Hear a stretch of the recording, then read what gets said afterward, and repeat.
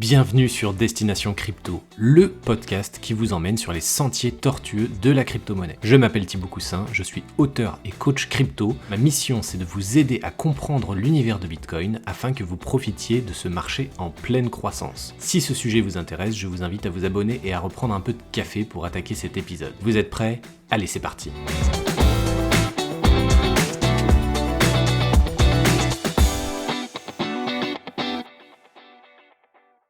Bonjour à tous, bienvenue dans ce nouvel épisode. Aujourd'hui, pas d'interview, j'ai fait beaucoup d'interviews récemment. Je voulais prendre le temps de faire quelques épisodes où je vous parle, je vous explique certaines choses du marché des crypto-monnaies. Et aujourd'hui, épisode important parce que je vais vous donner 10 conseils pour survivre au marché des crypto-monnaies. Ça peut être des conseils qui vont vous sembler basiques pour certains, d'autres qui vous semblent très généralistes parce que ces conseils peuvent aussi s'appliquer sur d'autres marchés, mais néanmoins, c'était important pour moi de vous donner des conseils avant d'investir, avant de vous projeter sur le marché des crypto-monnaies qui est un marché très particulier. Allez, sans plus attendre, on attaque tout de suite.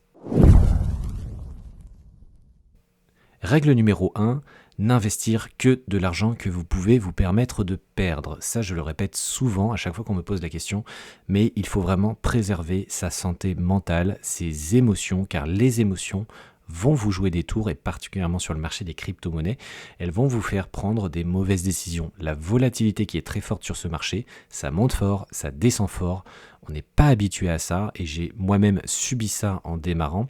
Il faut préserver votre santé mentale et pour ça, l'un des axes, c'est vraiment d'investir de l'argent que vous n'avez pas besoin, donc que vous pouvez vous permettre de perdre. Vous verrez, c'est beaucoup plus simple à gérer au niveau des émotions et au niveau de vos prises de décision. Le marché des crypto-monnaies est un marché risqué. Il y a de belles performances, mais ces performances sont aussi associées à un risque élevé, donc il faut en avoir conscience. Il faut accepter de perdre de l'argent et aussi carrément accepter de perdre l'intégralité de votre investissement. C'est possible, ça peut arriver que vous perdiez 100% de ce que vous investissez. Conseil numéro 2, avoir une vision long terme. Laissez vraiment le temps faire son travail. L'investissement, ce n'est pas un sprint, c'est un marathon. Il vaut mieux investir tôt avec un peu d'argent que d'investir tard avec beaucoup d'argent. Le temps a vraiment un effet très puissant. Avoir une vision long terme, c'est aussi simplifier son approche de l'investissement. C'est éviter de se poser des questions sur tous les mouvements à court terme et notamment cette volatilité qui est très forte liée au marché des crypto-monnaies. Donc, prenez l'exemple de Bitcoin. Si vous regardez à court terme sur quelques jours, cela peut paraître effrayant de voir de telles variations. Mais si vous dézoomez, si vous regardez sur du long terme et sur plusieurs années, vous verrez que là, il y a une belle croissance autour de cet actif et que c'est un investissement qui est plutôt très intéressant pour ceux qui sont là depuis quelques années. Donc il faut se dégager un peu de tout ça, du prisme du court terme, de la volatilité et du buzz, de la spéculation qu'il y a autour de ce marché et adopter une vision plus long terme. Le troisième conseil, il est très important, c'est de définir une stratégie d'investissement. Et ça, c'est quelque chose qui est souvent oublié, pourtant c'est indispensable, c'est vraiment fondamental dans le cadre de l'investissement sur le marché des crypto-monnaies. Ça permet de donner un cap, de savoir quand est-ce qu'il faut rentrer, quand est-ce qu'il faut sortir, quels sont vos objectifs, et surtout ça vous permet d'avoir une introspection, savoir quelle est la stratégie que je dois adopter par rapport à mon profil d'investisseur. Je dois prendre en compte pas mal de paramètres, que ce soit le temps que j'ai à disposition, ma tolérance face au risque, mes compétences particulières, est-ce que je sais faire du trading, est-ce que je ne sais pas en faire, ça c'est important de le prendre en compte. Il y a plein de paramètres, d'ingrédients dans la formule pour réussir sur un marché, et la stratégie d'investissement est très importante et ça vous permet de définir en amont votre profil d'investisseur. Ça ne sert à rien de vouloir faire du trading si vous n'avez pas de temps au quotidien disponible pour faire du trading. Ça ne sert à rien de le faire si vous n'avez pas les compétences, si vous n'êtes pas formé, si vous n'êtes pas discipliné pour cela. Ça ne sert à rien de vouloir faire des actions court terme, essayer de surfer sur des tendances si vous n'avez pas le temps à la maison et le quotidien qui est en adéquation avec cela. Tout ça, vous devez le mettre par écrit, vous devez faire cette analyse de vous-même, de votre environnement, de votre quotidien, de votre emploi du temps pour définir qu'est-ce que finalement vous devez adopter comme stratégie. Si vous n'avez pas beaucoup de temps, vous pouvez très bien faire une stratégie très simple qui est d'investir sur Bitcoin de façon mensuelle, avec un petit montant comme ça, et avec une vision long terme. Si vous avez plus de temps, vous pouvez vous intéresser un peu plus à la technologie, aux tendances, à tout ce qui se développe autour de cet écosystème. Et enfin, si vous avez vraiment beaucoup de temps, des compétences, là vous pouvez partir sur du trading. Mais voilà, il faut en amont définir votre profil d'investisseur, votre stratégie d'investissement. Et une fois que c'est fait, Le mieux, c'est quand même de signer par écrit cette stratégie. Ça montre l'engagement que vous avez, le respect que vous avez vis-à-vis de votre stratégie. Et c'est un engagement comme quoi vous allez respecter cette stratégie. C'est important. Ça vous engage. Et bien évidemment, cette stratégie, ensuite, elle est ajustable en fonction du contexte, du marché, de ce qui se passe et de l'évolution de votre portefeuille, de l'évolution de vos fonds. Il y a plein de choses à prendre en compte. Mais globalement, l'idée, c'est quand même de suivre au maximum cette stratégie pour garder des points de repère et avoir un cap. Conseil numéro 4, acceptez de ne pas être dans tous les coups. Sachez qu'il y a plus de 10 000 crypto-monnaies existantes, donc vous ne pourrez dans tous les cas suivre toutes ces crypto-monnaies-là. Vous ne pourrez pas surfer sur toutes les tendances, vous ne pourrez pas analyser toutes les crypto-monnaies. Donc il ne faut pas se frustrer inutilement sur le fait que telle crypto monte, telle autre crypto fait le buzz, telle autre crypto, c'était prévisible, ça a fait x3. Il ne faut pas se frustrer là-dessus. Vous ne pouvez pas tout analyser, vous ne pouvez pas avoir toutes les informations.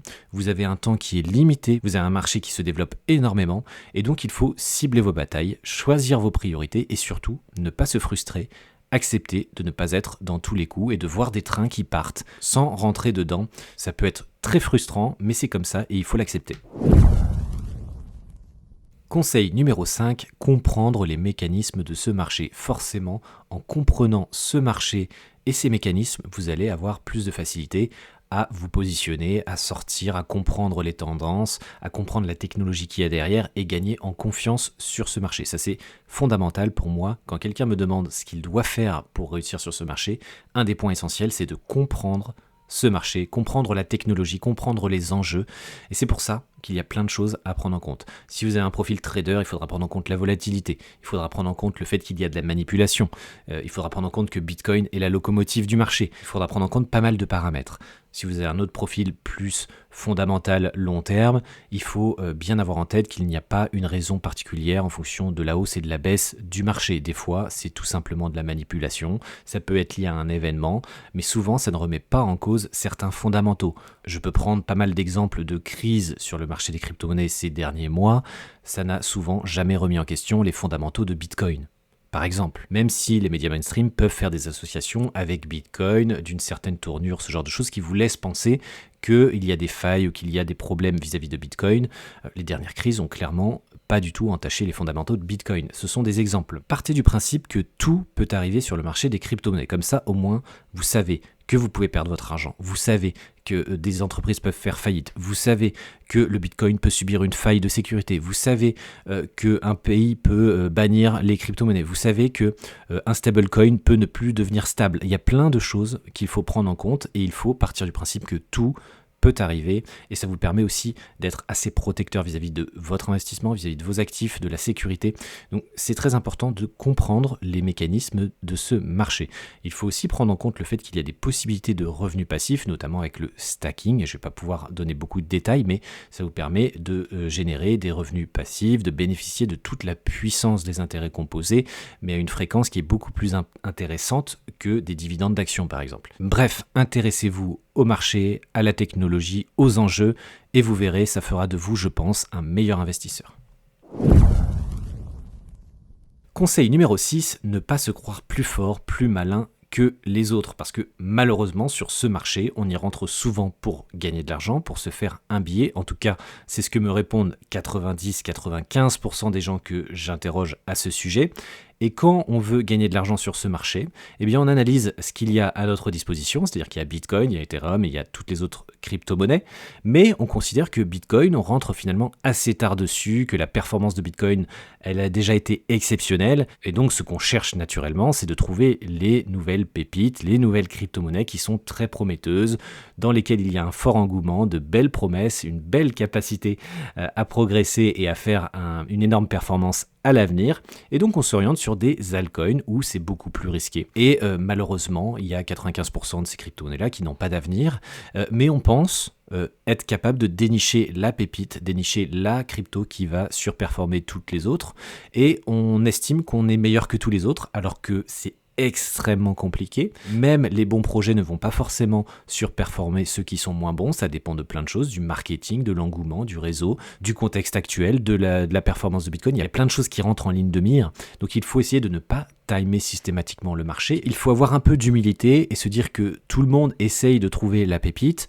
pourquoi est-ce que ce serait vous qui la trouveriez plus que quelqu'un d'autre, qu'un autre investisseur qui fait aussi ses recherches, qui a aussi de l'intelligence, qui a aussi une capacité d'analyse très intéressante?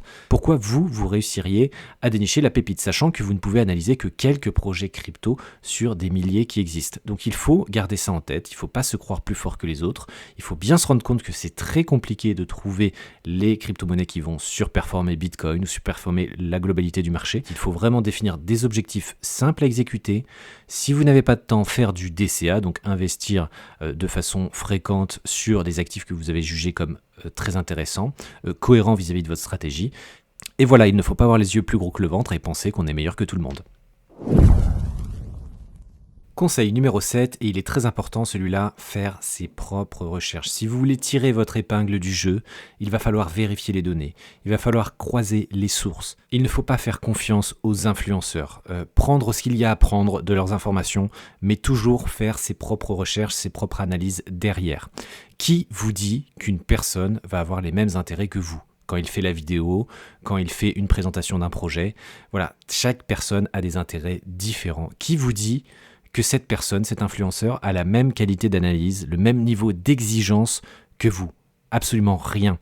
Donc faites votre propre analyse, faites vos propres recherches et ce sera toujours une meilleure base que de se baser uniquement sur une vidéo, un top 10 crypto ou un top 10 altcoin que l'on voit fleurir sur internet. Et ce conseil est tout à fait valable pour ce podcast. Moi je vous apporte des informations, mais il ne faut pas les prendre comme argent comptant. Il faut aller vérifier, croiser des données, se renseigner sur d'autres sources d'informations, d'autres canaux, faire votre propre analyse et ensuite décider ce qui est bon pour vous, si oui ou non il faut investir sur ce marché, si oui ou non il faut vous intéresser à ce marché. Et donc tout ça, c'est à vous de le faire. Nous, on fournit juste des informations, mais il faut bien que vous fassiez vos propres recherches derrière. C'est très important. Conseil numéro 8, regardez avant tout la capitalisation d'une crypto-monnaie et surtout pas uniquement le prix du jeton. Je vous dis ça parce que plusieurs personnes avec qui j'ai pu discuter ou former se concentrent sur le prix du jeton. Ils vont aller sur le classement des crypto-monnaies et vont se dire « Ah bah tiens, celle-là, elle est pas chère. » Par exemple, le XRP de Ripple ou le ADA de Cardano avoisine à peu près les 50 centimes de dollars et ils vont considérer naturellement que c'est moins cher qu'une autre crypto-monnaie peut-être du top 50 qui va être à 10, 15, 20, voire 200 dollars et va se dire le XRP ou le ADA, ils ont plus de potentiel de hausse alors que c'est totalement faux parce qu'il faut prendre en compte le prix du jeton mais aussi le nombre d'unités définies et chaque crypto-monnaie définit le nombre de jetons en circulation et le nombre de jetons total. Donc pour Bitcoin, il y a 21 millions d'unités, ça on le sait. Pour d'autres crypto-monnaies, il y en a plusieurs milliards et c'est le cas du XRP, c'est le cas du ADA où il y a une énorme quantité en circulation, ce qui dilue le prix du jeton. Donc c'est pour ça qu'il ne faut pas se focaliser uniquement sur le prix du jeton, mais bien analyser la capitalisation et donc aussi le nombre d'unités en circulation. Donc ça c'est très important. Et évidemment, il faut aller bien plus loin que ça dans l'analyse, c'est-à-dire qu'il faut analyser le fond du projet, de la crypto, ses fondamentaux, son équipe, son marketing, son réseau, ses compétences techniques, le problème qu'elle essaie de résoudre, comment est utilisé le jeton. Il y a énormément de choses à analyser. Mais souvent, une des erreurs de base, c'est de se focaliser sur le prix pour estimer un potentiel de croissance. Donc ça, c'est vraiment une erreur de débutant que je veux absolument pas que vous fassiez. Conseil numéro 9, c'est se méfier du piège des altcoins. Je vais le répéter, mais comme je vous le disais, quand on veut démarrer, on veut tout de suite trouver la pépite, trouver la crypto-monnaie qui va vraiment performer. Et souvent, on va un peu vite sur certaines étapes où on ne sait pas vraiment comment analyser les fondamentaux. Et donc là, je vous rappelle que là, c'est très important de comprendre que c'est la jungle chez les altcoins et que plus la capitalisation de la crypto-monnaie est faible, plus le risque va être grand. Donc plus vous allez loin dans le classement des crypto-monnaies, plus vous prenez un risque supplémentaire. Partir sur des altcoins, c'est aussi augmenter un peu plus votre risque, donc analysez bien votre tolérance au risque. Et si jamais vous n'êtes pas à l'aise avec ça, eh bien restez sur du Bitcoin ou n'investissez tout simplement pas sur ce marché. Ce n'est pas un marché qui est fait pour tout le monde.